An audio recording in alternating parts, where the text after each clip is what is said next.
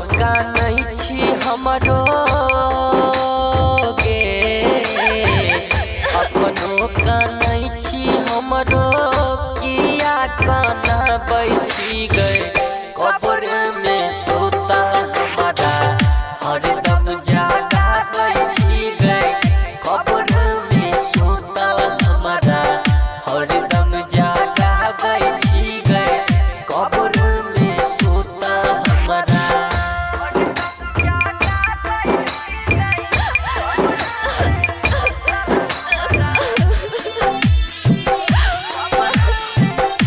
Sachin recording studio Saharsa.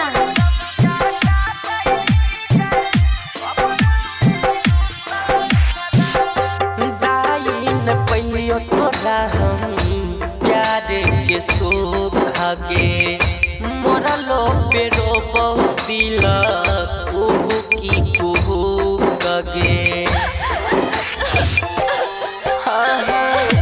दाइन पहलियो तोरा हम प्यार के सोखा गे मोरा लो पेरो बहुत दिल कुहू की कुहू कगे।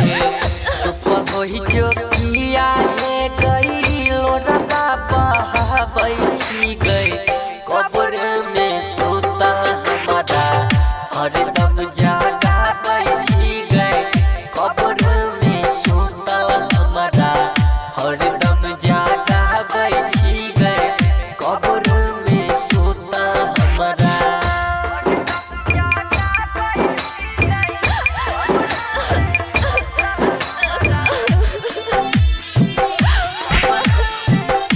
Sachin recording studio Saharsa.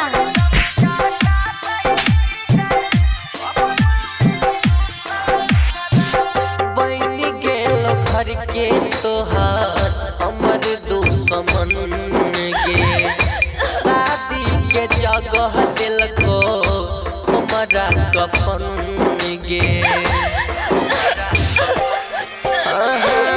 बन गेल घर के तोहार हमर दुश्मन गे शादी के जगह दिलको हमारा कफन गे।